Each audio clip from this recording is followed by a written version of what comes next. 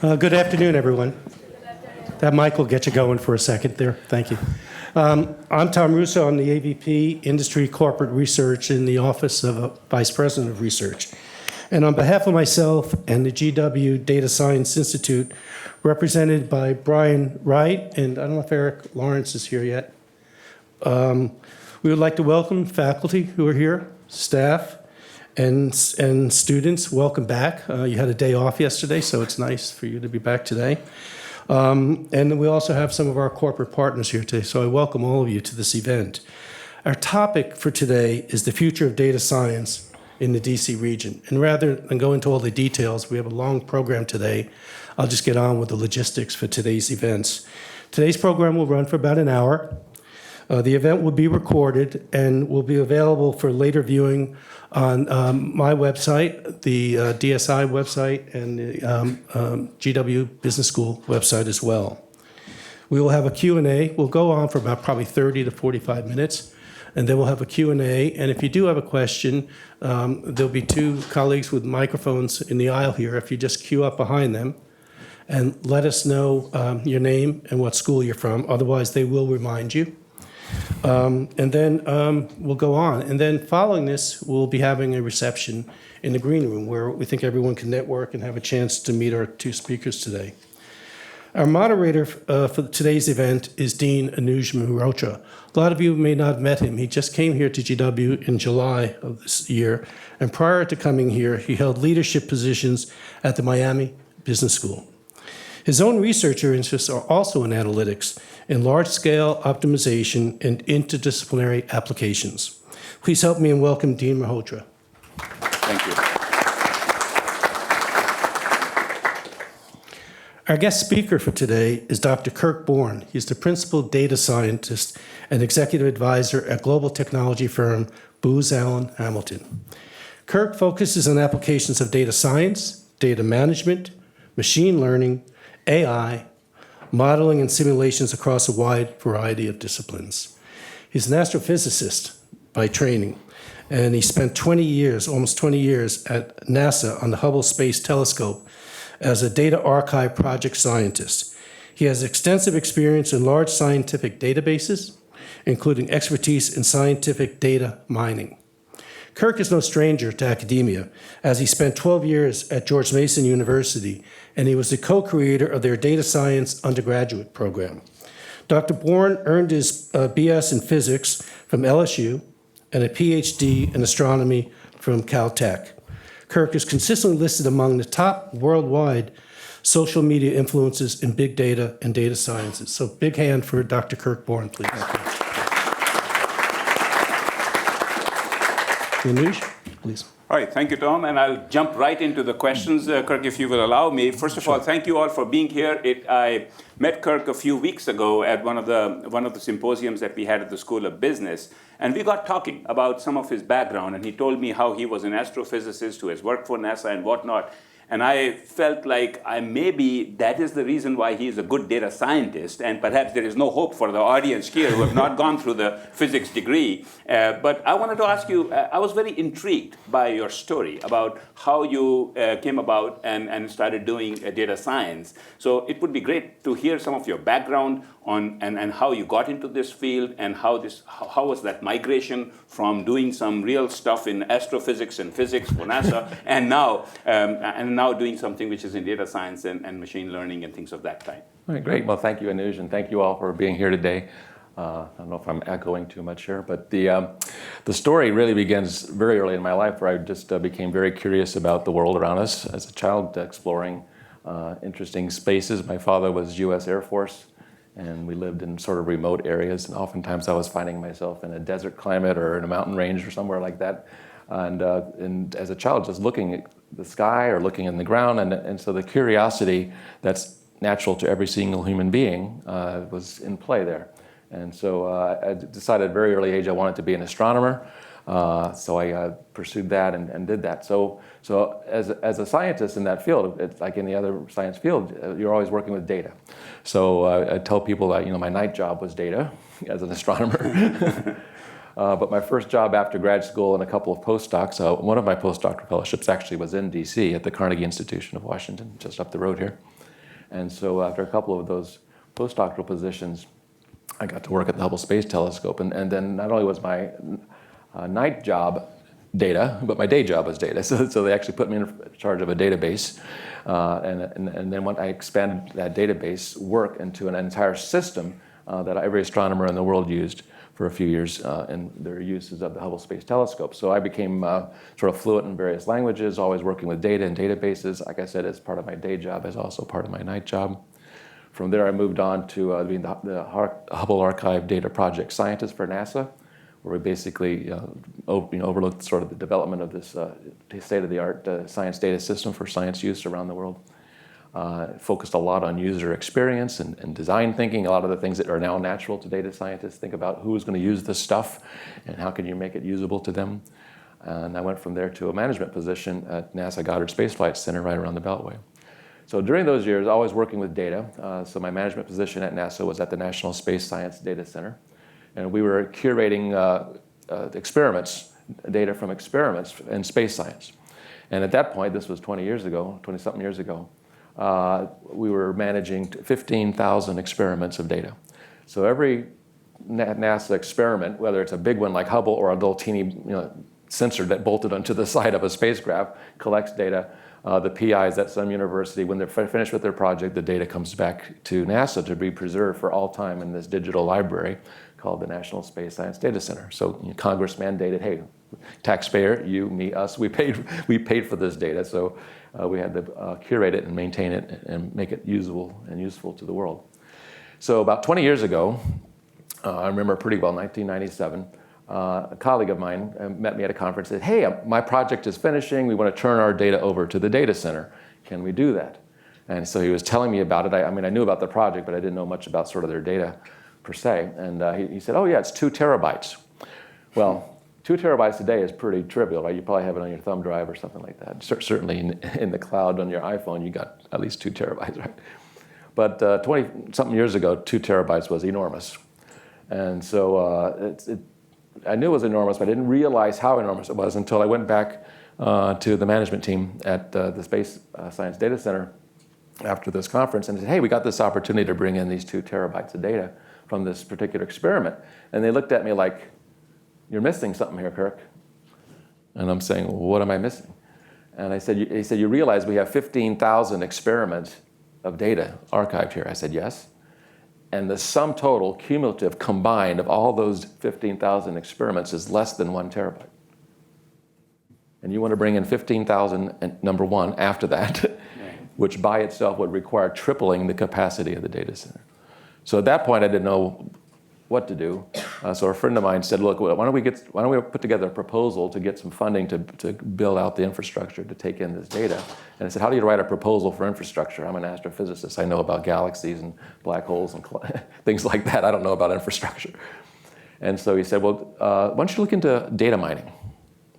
And I said, that's a curious combination of 2 words, data and mining. So in 1997, I got into looking into what that was, and I discovered this field called machine learning. And having been a physicist, I had 1,000 semesters of math, roughly, and I had no problem with the math. But this was completely different from what I'd seen before. Actually discovering patterns and anomalies and interesting features in data.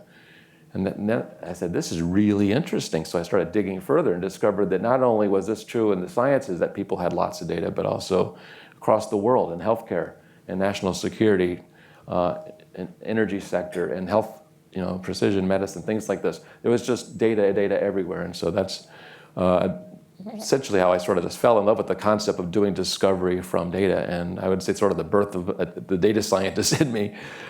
It might have been when I was 9 years old, years ago, collecting data about the universe, but in terms of what we would now call data science with that machine learning piece was about 20 years ago. And anyway, so that's how I got to that point in my life, and I won't tell you all the rest of the story since then. Yeah, that's great. I mean, from what you're talking about, it seems like you were perhaps among the first experts in data science, so to speak, given where you came from and how far back in time you started working on it. So it's a curious question.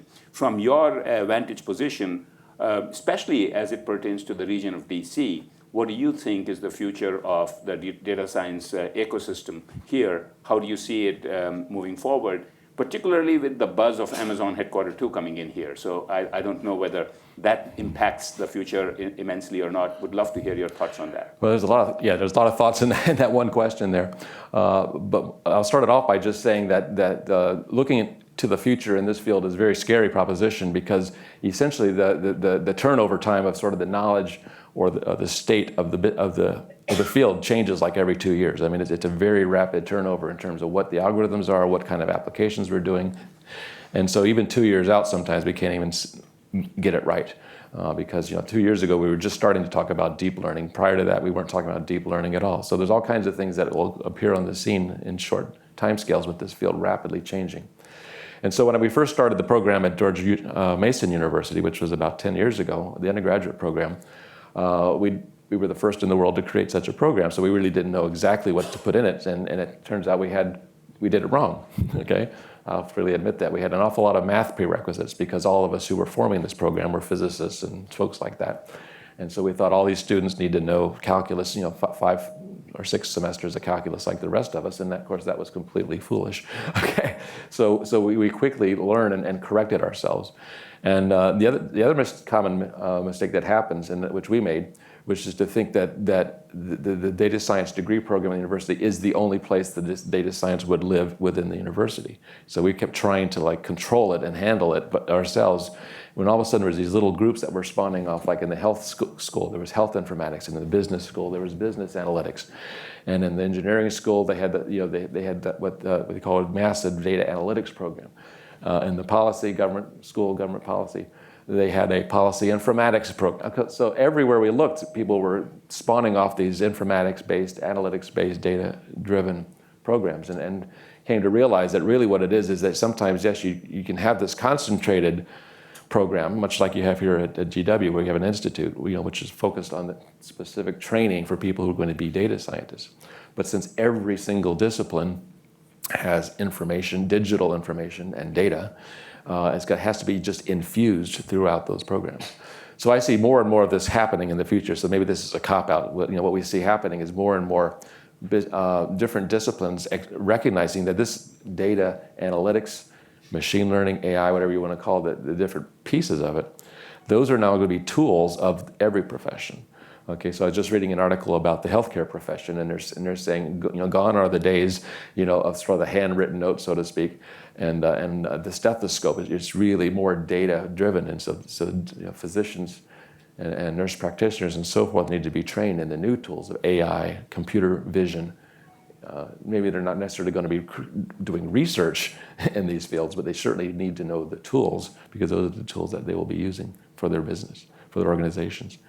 And so I think what happens when Amazon comes to town is not so much that, I really don't really know what specifically in the data science area they're going to do in the office here. And I know they claim to have a lot of technology jobs, a lot of software development jobs, a lot of sort of operations type of activities. But at the same time, they are an innovative tech company that uses machine learning and data science throughout their business. I mean, if you ever watch Jeff Bezos give a talk, he's always talking about data. It's all about the data. I mean, the guy he lives in his data, okay? And he's a shining example of a data scientist, who's really made it big in the world, right? Because he's from the very beginning believed in the value of the data to learn how to serve customers, what to deliver. So there's no way that them coming down that we can avoid having an enrichment of our entire DC region around data and analytics just from that. And not only just because of what they're doing, but the talent that they will attract, the other companies they'll attract, the startups that will grow out of this ecosystem. So that's been sort of one of the things that was visible in Seattle, the whole incubator community that sort of grew out of the presence of Microsoft there and then Amazon there. And we anticipate sort of the same here. So there'll be just a lot of startups that will be coming around. So whether you want to work for the big giant company or the small startup, it's just going to be a real vibrant sort of data science fabric here across this region. So you mentioned that it's difficult to even predict what it will be in 2 years from now, and that poses for academic institutions like ourselves here both a challenge and an opportunity with Amazon coming in and with the evolution of data science overall in the DC region. So what are some of your thoughts on what kind of a role will academia play and can play in terms of streamlining the operation towards this evolution of data science for the region?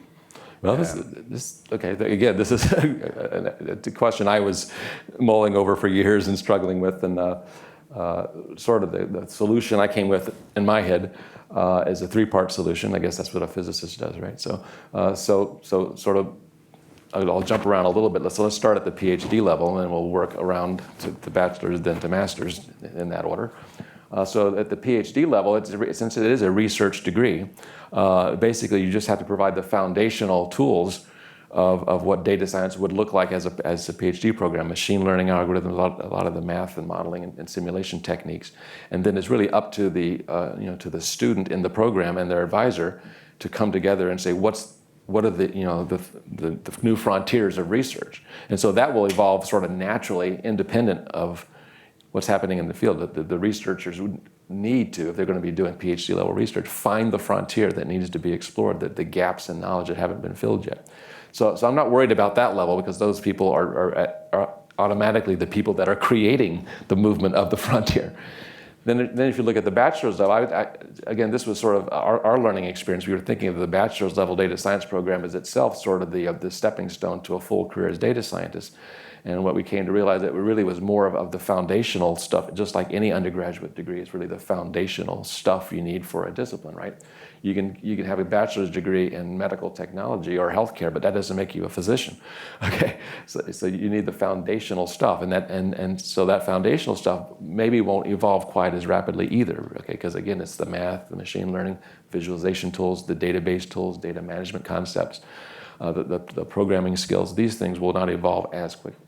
But the tricky part, which I save for last, is that the master's level, because to me that's the real sweet spot. The sweet spot is the master level, because it's a professional level degree, where ideally you not only have the discipline of the data science, but you also have the discipline of a subject matter.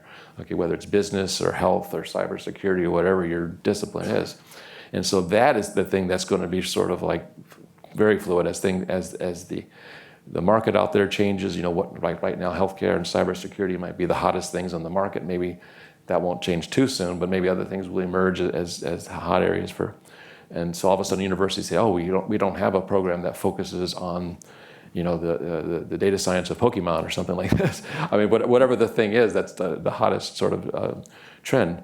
So the advantage of the master's program is that it can be more flexible within a university. Certainly you can think of it without the master's degree. You can think about graduate certificates. They're completely flexible. That is, you can sort of create those on the fly in response to industry and government demand.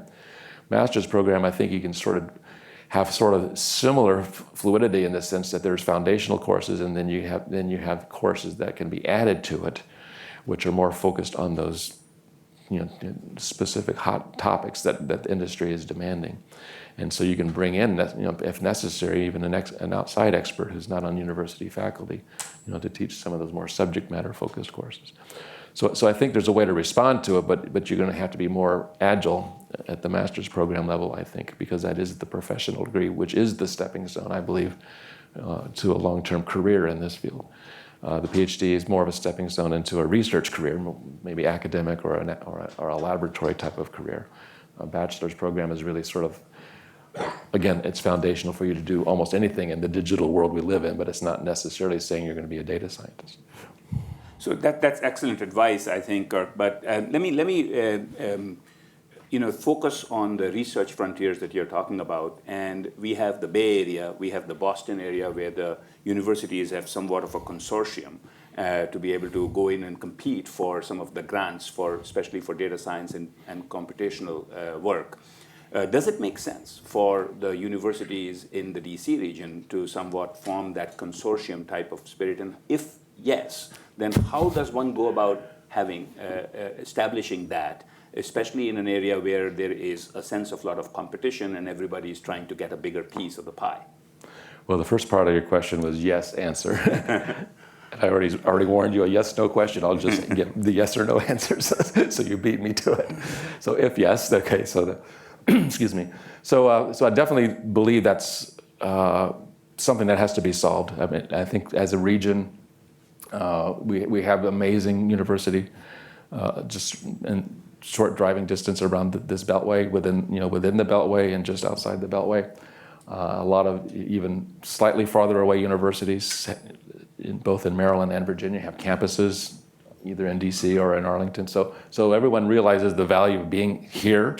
So why don't we take advantage of being here and work closely together? And I think it's not, I mean, I've been in academia long enough to know that it's not easy to share with our toys. Okay. I used to joke with astronomers about when I started giving talks on data mining at conferences and not as much about my galaxy work, and they say, "What has data mining ever done for astronomy?" Which actually it's done quite a bit, but my answer to them would be, "We've done data mining forever, right? The data are mine, and you can't have them." And so we hold tight to our things, our ideas, and even our grant money, and so sharing gets to be challenging. But I think when you look at some of the bigger things that are coming, and I've seen a couple of them come out of DARPA, which are an eight-figure grant program. I mean, an eight-figure grant. I mean, DARPA there was one program I remember, it was $39 million, and it's like my university alone put in 3 proposals, which I never could figure out why we were competing against ourselves. Okay, so these kind of things happen, and you scratch your head. Why are we competing against ourselves? Well, same thing with the region. If there's something that's significant like that, can't we find a way to get the best out of all of us? The chances of winning something small is certainly better than 100% chance of zero. So I think I don't have the solution to that other than I believe I like the idea of a consortium. I like the idea, that maybe the VPRs from the different universities getting together and say, how can we do this? How can we create this?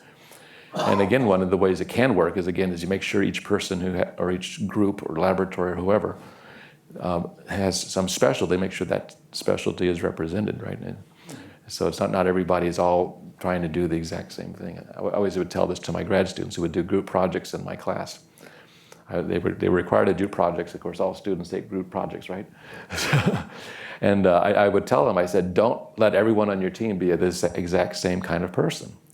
All right, because if everyone has exactly the same skill and there's no diversity on your team, you're bound to fail. And sure enough, those were the group projects that got the worst grades because everyone was either a Java programmer or an SQL database administrator. They're all the same kind of people, so they naturally gravitated together, formed a team, and then the project failed because there was no diversity.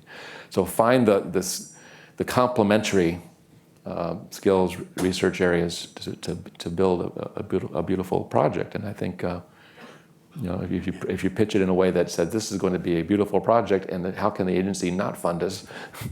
Yeah. You have a better than zero chance of getting some money versus 100% chance of getting zero money. I guess I purposely asked a yes question to start that conversation in the region. But let me change gears a little bit. And data science is a relatively new field, and it has really exploded at this point with lots of interest. We are finding a lot of interest from the students, from the community overall. But there is also significant growth in the area of artificial intelligence. And it's a question on how the practice of data science is going to inform or going to be related to how AI takes over, so to speak. And then there is a related question I would like to ask is, do you have concerns? Because there's a lot of concern about how AI might be used, on how data science might be used.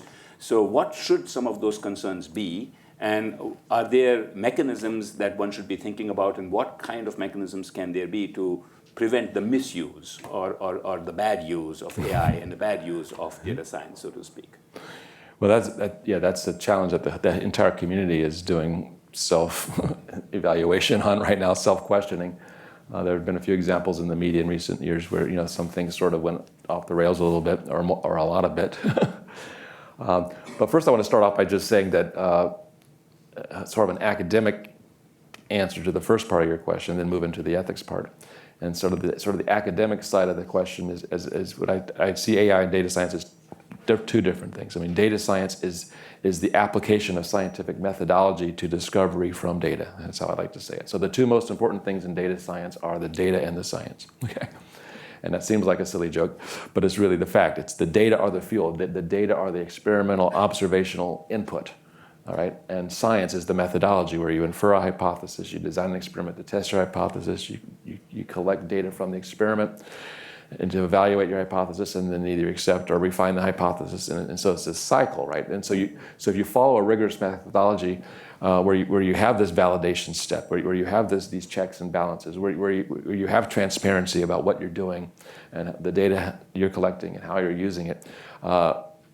If you're doing that correctly, it's sort of self-policing, if you will. Now, AI now becomes an application of that. Okay, so AI, the artificial intelligence, and I like to say artificial intelligence, there's nothing artificial about it. I actually wrote an article, I called it the 7 A's of AI, which is augmented, assisted, accelerated, adaptable, actionable, and a couple others.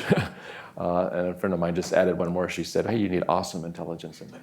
But it's really about the actions and the augmentation and the assistance to the human in their activity. So whether the machine takes over completely autonomously or just assists or augments the human, amplifies the human intelligence.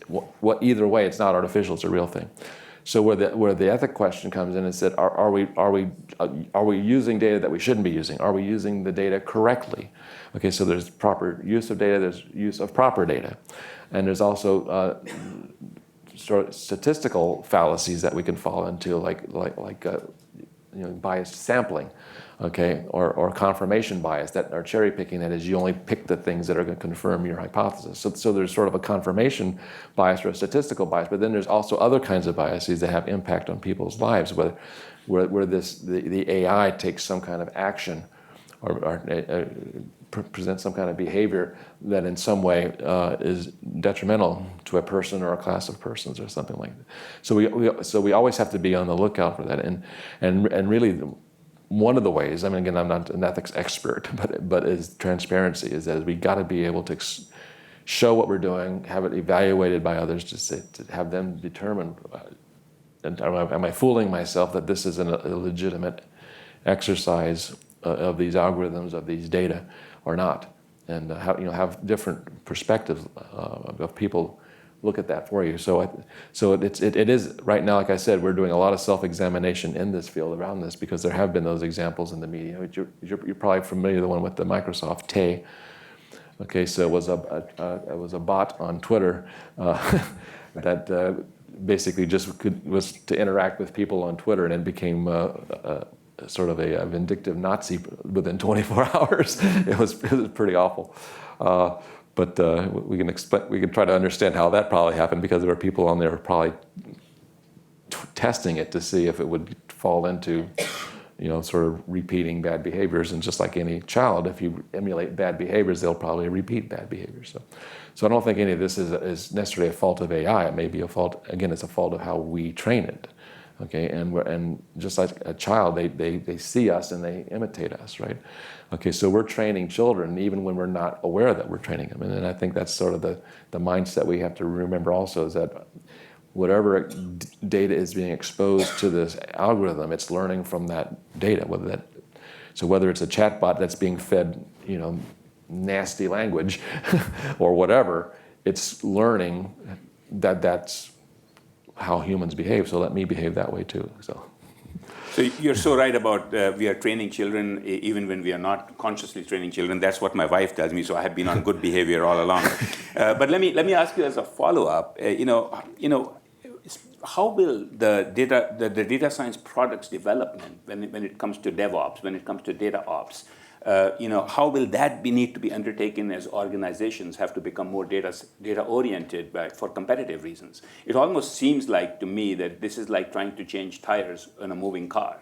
and I have only seen that done in races, but there's no bay here to stop to be able to do that. So how will organizations need to... Well, those cars do stop before they change the tires. Only for 2 seconds, but they do stop. But so that's a really interesting... question you're asking there, because one of the things that we've talked about in the field in recent years is this data ops concept, which, for lack of a better way of saying it, is just DevOps for data science.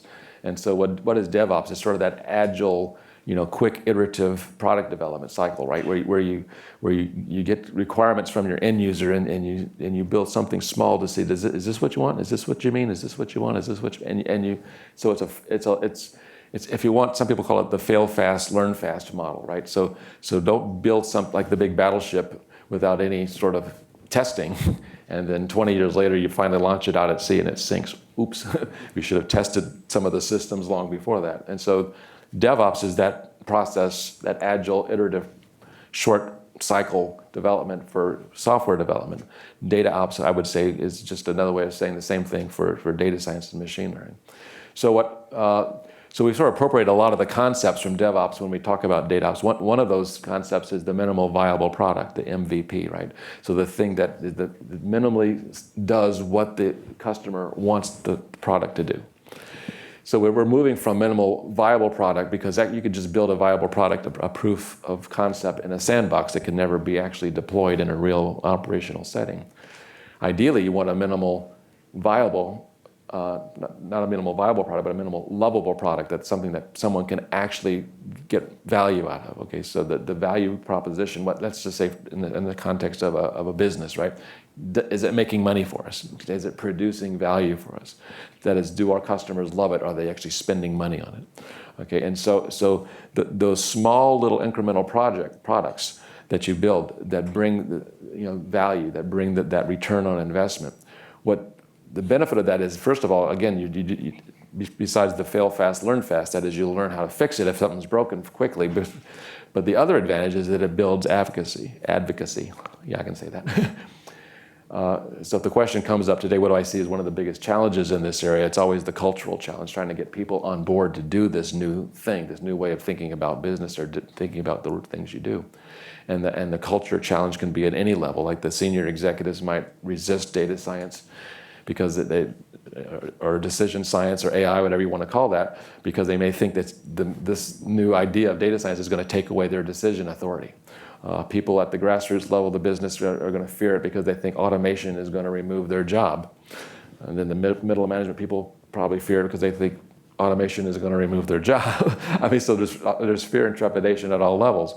Well, when they see the value that it's returning, that I haven't lost my job yet, and this thing is actually producing value, even monetary return if you're in the business of selling something.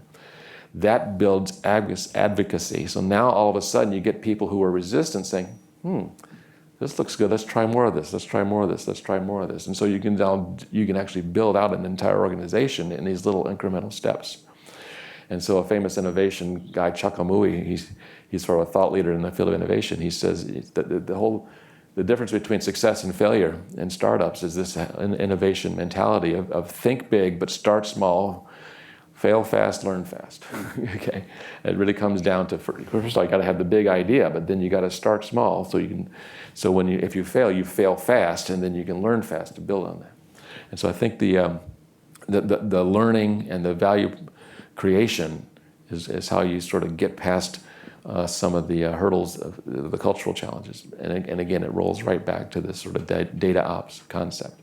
That's great. I'm going to open it up for questions in a couple more minutes, so you can start thinking about your questions. But there is another. You mentioned in the beginning that where we are seeing in universities and other places, data science happens to be in many different areas, and it has become a component of many whether it's business or healthcare or engineering or other places. Do you think that by pooling in resources, the students for data science will be better served if data science were to be taken as a standalone discipline, or is it going to prosper more the way it is prospering right now in terms of being a component of various disciplines? Yeah, I think what I said earlier was sort of addressing that, and that is, I think, maybe I didn't say it explicitly, but I think both things need to happen. That is, there needs to be a concentrated program, I would say, like a data science institute, for example, because that's going to be probably the place where the people who really just, in a sense, want to make the career out of data science, if you will. But at the same time, there's a lot of other people in the world who are not going to become data scientists, who are going to do all the traditional work, right? Whether they're journalists, journalism students, communications students, or healthcare people, or even artists or athletes, or cybersecurity. I mean, it's just, every discipline is now digital, right?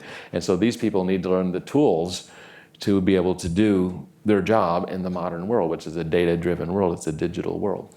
And so the digital transformation that's happening, all those disciplines, requires people to have the expertise in the discipline as well as the tools. So there's going to be some diffusion of this stuff in every department at a university, let's say. But at the same time, there's going to be like a core, I think, where if I truly want to be a data scientist, I'm not necessarily going to want to go to the health school, necessarily to the policy school or to the engineering school. This is where I want to go.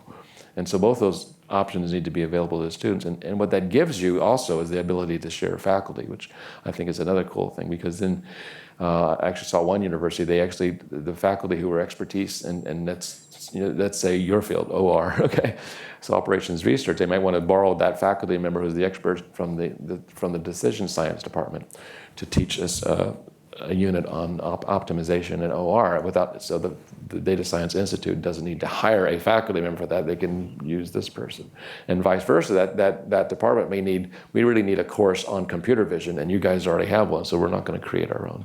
So it actually benefits the university as well in terms of resources, right? Because we're always worrying about duplication, right? And so you get the benefit both ways. You get the expert to come to you, or you can provide your course, to another department. And so I think. Again, maybe not a firm answer to your question, but a little squishy answer to your question is I think both of these models. Well, that's a Solomon-like solution right there. Make it work. So let me ask you one other question. I think I've heard so many speakers talk. When they are asked to give some advice to students, for example, I've heard a lot of folks come back and say that there are two languages that you must learn. And they used to be English and Spanish or something else. And nowadays, more and more speakers are coming in and saying the two languages that you must learn are Mandarin and a programming language. Do you agree with that? And if you disagree with that, or if you agree with that, perhaps a good advice to a student and to the faculty in terms of what may be one thing that we are not teaching that we should teach across the curriculum, or what is it one thing that students are shying away from that they should learn because of the way the world is evolving and data science is playing a role in almost everything that they should be doing. So I wanted to hear your comments on that, and then I'll open it up for some questions. Well, even as far back as when I was in grad school, which was in the dark ages, 40 years ago, it was they dropped the second language requirement, the second foreign language requirement, and allowed a computer language, which at the time was Fortran in science, of course. Right. So they allowed the programming language to be the substitute for the second language, which really bothered me because I worked really, really hard in college to take both French and German, which it's turned out to be a disaster because I had 7 years of French plus my family was French, but after I took the German class, I couldn't remember any of the French anymore because it was all garbled in my head. So I wish I had known that in advance. I would have never taken the German class. But I think absolutely every student should learn some kind of coding skill. Okay, now again, there's different levels of that. Obviously, I learned Fortran programming even in high school, which that was practically almost 50 years ago. Okay, my high school at an Air Force base had a very high-end education program, and so I knew that very technical language, but I taught myself BASIC. Yeah. Very simple programming language. I taught myself BASIC. Because the very first PC I ever bought didn't have a Fortran compiler. So the very first PC I bought had a BASIC program on it. And so I learned BASIC, and I wrote little gaming programs for my children to play with. I had little Pong games and little games, and I created my own spreadsheet to do my monthly budget. And it was all those skills of doing those things on a very trivial programming language which landed me that job at the Hubble Space Telescope because I was building my own database, I was building my own spreadsheets, I was learning how to do user interfaces, I was doing all the stuff that no other astronomer in the building knew how to do. Okay, but I did it just to have fun with my children. Okay, and so no matter how trivial that language is, I think it's going to open your mind to a greater computational skill sometime later on if that's what your job requires. But if you haven't learned the basic fundamentals, what people call computational thinking, then you're going to be at a disadvantage. So I think computational literacy and data literacy are two things. No matter how you look at it or how you acquire it, I think those are absolutely essential. And I think students do shy away from some of those things because they do tend to be mathematical. So I like to tell the story when I was at George Mason. In the undergraduate program, one of the courses I taught was the intro course, the 101, the freshman level course. And we called that in Virginia the general education course. I don't know what you call that at GW, but it's one of those courses that the student, any undergraduate needs, one science course, one math course, one literature course, et cetera. So one of each of these things they need for every student who graduates needs like one from this list of like 10 different categories. So you have something similar, right? What are they called here? The breadth requirements are there. Right, okay, so breadth requirements. So we call them the general education requirements, the gen ed. So I taught the gen ed course. So students would come and take my course as their gen ed science class, because they said, I don't want physics, I don't want chemistry, I don't want biology. Okay, so they came to my class and said, this is data science, this has got to be easy. And so normally what would happen the first day of class, these students would come up to me in the front of the class and say, there's no math in this class, right? I hate math, there's no math in this class, right? And I said, believe me, we will have math, but I will teach you the math that you need. And then another student would come and say, I hate science, I totally hate science, and I got to take this class to graduate. Anyway, so I get all these excuses, and I think students are trying to negotiate with me. I'm sure you've seen that students try to negotiate and say, as if the professors, okay, I'll just drop all the science and math in my data science class. Would you all be happy now? Anyway, so during the course of that semester, I would teach the students calculus. I would use calculus in the class, and I would teach it to them. But I wouldn't tell them it was calculus until after we had finished it, and then their eyes just like go. I mean, they heard this word calculus in high school, right? It was only for those other people over there. I'm not one of those people, right? But I never used the word. We just learned how to do differential and integral calculus without calling it that. And then we did all kinds of little science experiments where we would, for example, infer a model of what customer would buy what product. And I'd say, suppose you had this data from your smartphone, you're searching on the web for this, and you downloaded this app, and so I do that all the time. And so you show them sort of what a data product would look like. For example, here's the products you looked at, time of day you looked at it. Other people who looked at this product may also looked at that, and so maybe you could recommend this product. And so they build these little models, and I said, you just did science, right? You built a model, you inferred a hypothesis from data, and you built it, and then you can deploy it and see if people actually click on your thing, and then you can refine your model and improvement. That's science. And they go, that's science? I thought science was memorizing facts in books. And I said, don't get me started on what's wrong with science education in America, which is memorizing factoids. So at the end of this process, these are the students who hated the math, hated the science. They're very fearful of all this stuff. At the end of the semester, transformation. I mean, I still to this day get choked up. There's one student who was the most vehement at the beginning of the semester about his hatred for math and science. He came up to me at the end of the final exam and put the final exam on the desk in front of me at the end of that semester. And he reached out to shake my hand, so I shook his hand, and he thanked me for the class. And he said, you know what? He said, this is not only the best science class I've ever had, this is the best class I've ever had. That's great. And this is a student who absolutely had fear and trepidation of anything to do with math and science 3 months earlier.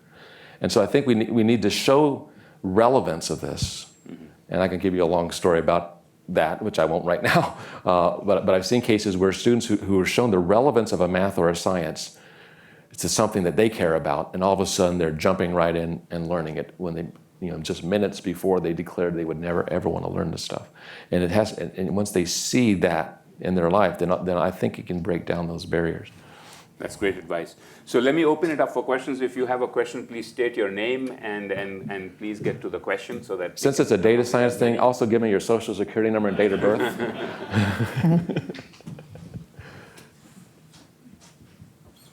Hi, I'm Jaslyn Pride. I'm a senior biology and physics major from Columbia, Tennessee. I'm a Howard University consortium student. I previously DM'd you on Twitter like maybe 3 or 4 months ago about this. I've been speaking to a few people at Booz Allen about data science and relating it to physics. And some of them really didn't understand how exactly. And I was wondering if you had any long-term goals relating to physics for data science at Booz Allen. Good question. Thinking way out there, we have a quantum computing group which is, again, quantum physics and quantum computing really are two different things. But we have physicists working in that group. But I think the long-term value of a physicist, as you're probably aware, is the problem-solving skills that you've developed as a physicist, right? So all those long nights and weekends where you're sitting there solving those physics problems, believe it or not, that ability to solve problems is not taught in a lot of other fields. And so that's a value you bring to a business. So you can start interjecting sort of your physics knowledge and your physics skill in a place where people didn't even realize that that was a necessary component of the problem they were trying to solve. So I wouldn't say that there's anything like specifically you would call physics at Booz Allen Hamilton. I mean, if you were to call something physics, maybe you're thinking about a large particle experiment, and that's not what we do. We don't do like physics research. We don't do that kind of research. But we're definitely using those skills and talents that you learn as a physicist. Certainly the mathematical skills, the problem-solving skills, how to pose a question, and one of the tricks in physics, of course, is you're given all this information and you have to decide sort of what pieces of the information in the problem statement do I need to get the solution. And that's really what data science is about. What pieces of data do I need to get the solution? So you're already thinking, and your mind is already being directed into the kinds of thinking that makes a successful data scientist. And that's not to say other people can't do that. I'm just saying that there's a lot of value in having the physics degree to be able to just step right in and do the things that are being asked of the data scientist. So we have an active program at GW in blockchain. There are a couple of directions and a couple of departments. So what is the relation blockchain, data science? How do they, or what's your opinion about blockchain? Your name, please? Okay, so blockchain is going through its crazy hype cycle right now. And so people will claim it's going to solve all the problems in the world, like AI last year and big data 2 years ago. But I think in terms of any kind of secure transaction, okay, so blockchain has so many different, whether it's in healthcare, for example, sharing of electronic health records. Of course, it's sort of origins primarily in financial transactions. So again, having a secure record that is only accessible by those who are permitted to see it, and again, it's unalterable, hopefully, immutable, hopefully. So I think the applications we'll see more and more applications as more people accept the fact that this is a really good way to do it. Plus it's distributed, which I think in the modern world we're seeing more and more decentralization of different activities. Okay, so I've seen examples of these smart contracts in terms of like sharing data. Like organizations will share data, and as part of the contract of like the NDA, and who can see it, who can use it. So even in data management itself, it becomes a tool that can be used, for example, in a lot of medical research. I mean, there's all kinds of PII, certainly in financial data, there's personal identifiable information. So if you can build your model without actually exposing the data to a human, but only to the model, then that becomes yet another application of blockchain. That is, the data can be fed to the model without a human being actually seeing the data. So the model building takes place in that place where the data are not exposed. So anyway, so I think there's a lot to come from blockchain. I'm not a blockchain expert, but I certainly pay attention to the field. And one of my sort of first thoughts about it is just the data security aspect and data privacy aspects. Maybe this way. Hello, my name's Angelica Wiltz, and I'm a first-year data science grad student here at GW. And my question for you is more so on the side of ethics and integration in terms of the data science field in this region. So my question is more so just on your thoughts of what do you believe can be done within this region to help the data science field progress more in the diversity and inclusion aspect. I see that Booz Allen Hamilton has done a very, very great job with opening up their programs for people from different races and genders and orientations and backgrounds. But there still needs to be more work done within the field itself, not just within one particular organization. So what are your thoughts on how we as a field can progress in terms of that? Well, I think there is a lot of advancement in this area, which I'm really proud of what my company does, but I see other companies too. But one of the ways that I think this happens is there's a lot of meetups in the DC area where people can go and give talks and presentations and hear other people. And I think the more we see the different representations at those meetups, the speakers as well as the audience, I mean, it will start breaking down whatever barriers people may have thinking that certain persons can't do this stuff. I mean, there's this guy who's like the spokesperson for cloud computing for Microsoft. He's 12 years old. I don't know if you've seen this guy on YouTube. He's just, I mean, so if he walks into the room, no one's going to take him seriously, right? So there's an age discrimination going on there. Like, who is this guy, right, to tell me how to build my cloud computing? So the way we sort of break down those thoughts is communicate more with people, spend more time with people to see that they have a valid viewpoint, a valid perspective, and they have the skills. So let's. And it doesn't happen in that a vacuum. Again, I think these meetups are provide an opportunity. There's like literally dozens of them in the DC area, and so if you're involved with one of those, great. If you invite yourself to be able to talk, I know those places are always trying to find speakers, and again that sort of builds that inclusivity and diversity just by stepping out and just making it happen. I mean, so some of that is really just sort of we have to will ourselves to do it. Because if we wait for someone else to do it, sometimes it isn't going to happen, right? Great.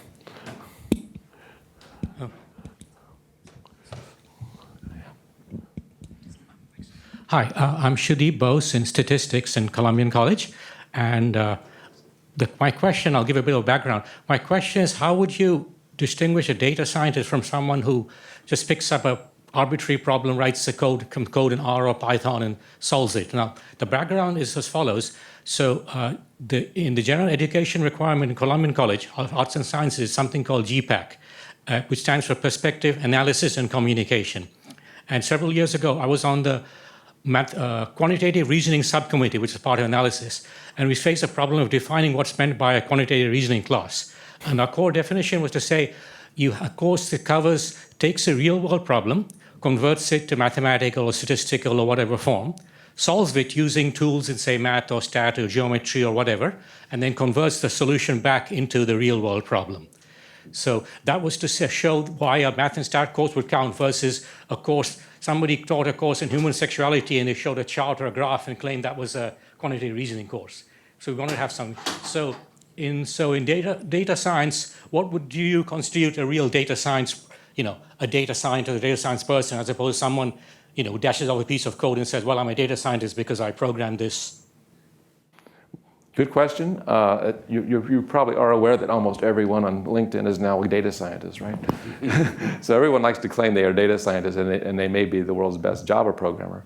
And I think you raise a really good point, and that is we need to sort of clean up our act in what we call data scientists.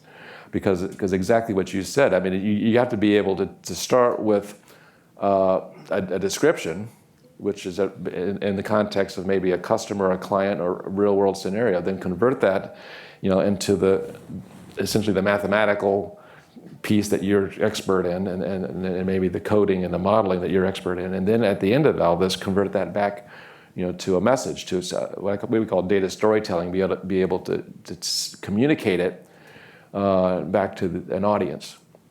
And so going back to what I said earlier, that the two most important things in data science are the data and the science.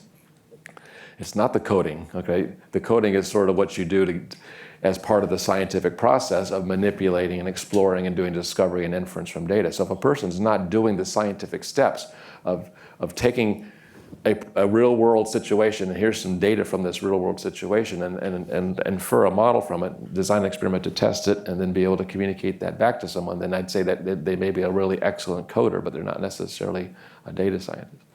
And so I like to say that there's sort of three types of people who call themselves data scientists in the world. There's people who can talk the talk, okay? So there's people who they could sort of use all the buzzwords in a sentence, maybe not even entirely correctly, but even if they could use them all correctly, they're just using buzzwords, so they're talking the talk. And then you got these people who can, they can walk the talk, okay? That is, they know how to actually do the hard stuff. I mean, so they actually can do it. And so that's called walking the talk. And what I like to tell people is, in my youth, I was that guy, but I'm no longer that coding guy anymore. So my role at Booz Allen is talking the walk. That is to say, I can explain the hard stuff to people. Okay, so I'm not going to sit there and write the Python. I wouldn't trust myself around Python, even though I did learn some Python. I wouldn't trust myself around that.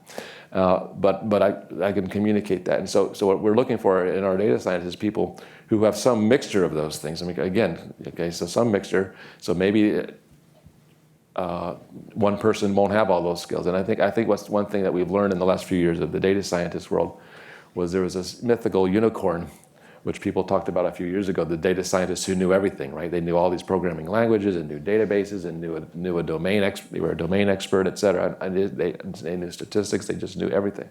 And we realized now there is no such mythical beast on the planet. Okay, so the real truth is you need a team of people.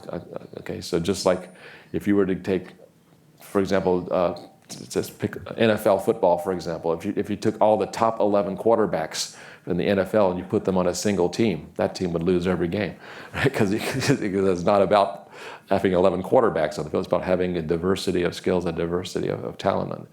And so, but if you're going to be the data scientist in an organization, then again, you got to have at least parts of those three phases where you can talk about it, you can sort of see the problem, but then you can actually work on the problem, but then also you can convert it back and explain it to someone. Great. We'll have time for one last question.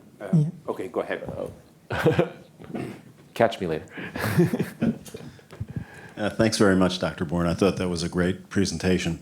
I have a question for you. We've spent a lot of time thinking about education at the undergraduate and graduate level, but one of the things that I'm curious about is what we need to do at the K through 12 level.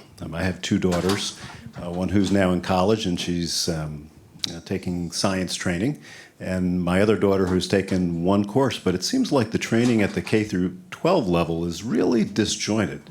And so one question is, should there be a requirement at the K through 12 level that kids have to graduate with a certain, not just math, but a certain level of data science or programming or software skills? And if so, how do you see that evolving? Wow. The thing I feel most passionate about in life, you just asked me about. How many hours you got? No, this is one of the things from the very beginning why I got into this field. Can I share a story? Sure. Okay, because I definitely believe this should be done. And let me just share part of the story that I stopped abruptly at the very beginning at 1997. Okay, so we had that big data set come in. A friend of mine told me about data mining. I was trying to learn about machine learning. I couldn't quite get what it was all about. It seemed like it was just more math. And okay, I had a lot of math, so why is this really beneficial to me? It's just more math, right?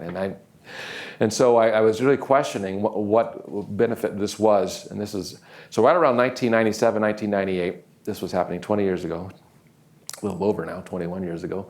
And I was working at the NASA Goddard Space Flight Center, and at the center there's literally like one or two seminars every single day on something, okay, on engineering, on science, and software development, whatever. I mean, there's something there's 25,000 people that work there, so and they're all scientists and engineers, so there's 2 or 3 seminars every day. And one day, across my email, a seminar announcement comes that a machine learning expert from IBM Watson Research Lab was going to give a lunchtime talk on machine learning. And I said, oh, here's my chance to go find out from an expert, what is this machine learning stuff? And so this was probably in early 1998, so 21 years ago. I'll never forget to this day this talk. I went to this talk, and then this lady, the first half hour of her talk, she filled the board. It was a blackboard, not a whiteboard in those days. Filled the board with equations. And almost like an opaque lecture. Like, I didn't know exactly what was the point. So I was thinking, in hindsight, I would say to myself nowadays that this was the most expert professional speaker I'd ever seen. I learned a lot from her presentation, because what she did was she led us down this path thinking this was like the most unuseful, irrelevant, opaque field imaginable. Halfway through this lunchtime talk, she stopped abruptly in the middle of all this mathematics and said, I will now tell you about our summer intern program. And I don't know about the other people in the room, but it was like you could hear a pin drop in the room, like, what? I mean, surrounded by all this, she's now going to tell us about her summer intern program. Again, so I swear to God, she was playing with us, right? So she said, yes, we teach data mining to inner city high school kids in New York City. And again, it's like this silence, right? no way. I mean, it's like we're looking at this stuff, no way. And she's paused, the pregnant pause, as they call it, intentionally, I'm sure, just for us to let that sink in, just how unbelievably that statement was she made. She said, yeah, we actually teach this stuff in the context of what matters most in their life. She pauses again, I'm thinking. Now, as I mentioned earlier, I was an Air Force brat.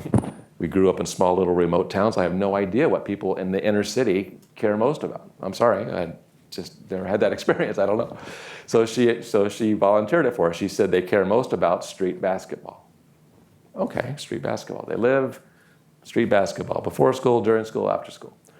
So we teach data mining in the context of basketball, because at that time, IBM created this software product called Scout, which then became Advanced Scout, which they sold to all the NBA defensive coordinators to predict next play in a basketball game, given the players on the court, the time left on the clock, the scoring differential, if it's a fast break or a 3-on-1 or whatever, they could predict what the play would be in advance. And so they basically mined the play-by-play history of all these previous NBA games and created a machine learning model for the coaches of these teams. And one of the teams actually won the national championship with us, the NBA championship, which is another story I can tell you about, where I actually heard Al Michaels and the sportscasters talking about data mining on national TV. It blew my mind. Anyway, so she was telling us this story, and she said that once they saw the relevance of this crazy mathematical stuff, they decided they wanted to learn math, because they wanted to learn the science in math because it was relevant to something that they cared about. And so to me, I was starting to get a feel for it. I said, yeah, this can be a hook to get people, again, pre-college, in this case, high school students, into the math and the science field, because you're showing the relevance of it to something they care about, and then they want to go after it, they want to learn it. So if she had stopped right there, I think I would have walked away a happy person that I finally got it. I finally understood the value of this. But what she said next truly did change my life. And I'll never forget it. I mean, the next thing she said was, she said, what matters to us is our success metric. And our success metric is how many of these students actually graduate high school. She said these students come from high schools in inner city New York where there's less than 50% graduate. I mean, more than 50% of the students drop out before graduation. So that's the population they're drawing from. He said, but the students that go through their intern program, 97% of them graduate high school. Thank you. He said, wow. That was 21 years ago, and I remember exactly what my thoughts were at that moment. I mean, I will never forget exactly my thoughts when she said that. I said to myself, I said, if this stuff has that much power to change people's lives, I have got to do this for the rest of my life. And that's when I made that flip in my career path. And I believe that if we show the relevance of these things, we can teach statistics and coding and data science, if you want to call it that, age-appropriate material throughout the K-12 curriculum. So you're probably familiar with the concept of scaffolding, right? So you build the foundation and you build on that, you build on that. Okay, so children are already good at classifying things, okay? They classify things by color, by shape. They even classify their toys by function, right? So you can play ball with something spherical. You can build blocks with something rectangular. Okay, you can build a castle with one thing, you play soccer with the other. So they already have these concepts of sorting things, clustering things, classifying things. You don't call it those words, but you sort of teach the concepts, and then you build it at the age-appropriate level, the right math, some coding, again, starting with some very simple things like these scratch pads and these other kind of things, and maybe some basic eventually. And then once you get to high school, then probably you're really into hardcore statistics and Python or R programming. But I absolutely believe this is data literacy, computational literacy has to start very young, and it has to be throughout the curriculum. And I believe that once people see the value of this, we're going to see a complete transformation in the STEM pipeline. You know, people who have run away from it, just like those students in my class that said, I hate math and science, but I need this class to graduate. That's the only reason I'm here. You know, please change your entire course for me, Dr. Borne. No, I'm not going to do that, sorry. I said, I'll teach you the math that you need to know. I didn't say I'll teach you the calculus you need to know. even though I taught them calculus, and they had this surprise moment when I told them that's what they learned. And so I think absolutely yes to your question. Again, I could talk hours about this. I've been, for 21 years, been talking about this topic. I feel very strongly about it. And I think it's not only K through 12. I think there's all kinds of other populations, underserved populations, returning vets, people in drug abuse programs who need to see the value in their life, find that they have a skill, they can learn a skill to produce value. My resolve in this was magnified significantly 2 years ago when my younger brother died of a drug overdose. A person who worked in a factory his entire life, he went blind, lost his job, he felt he had no value to contribute to the world. He was wayward, he turned to drugs. And one day I got that phone call and I said all he needed was a purpose in his life. All he needed was to see that he could learn a skill, that he could do something that would contribute. And I just feel like that if we don't do this in a digital world, in a digital universe that these children are moving into, the jobs they're going to be moving into, then we are doing a huge disservice to the future population. And I'll get off my soapbox. On that note, then please join me in thanking Dr. Borne here. It's been a privilege talking to you, and thank you for sharing your thoughts and very inspiring stories. Thank you very much. Appreciate that. Thank you all. Please join us for a reception outside. Thank you. Thank you for your question. Thank you.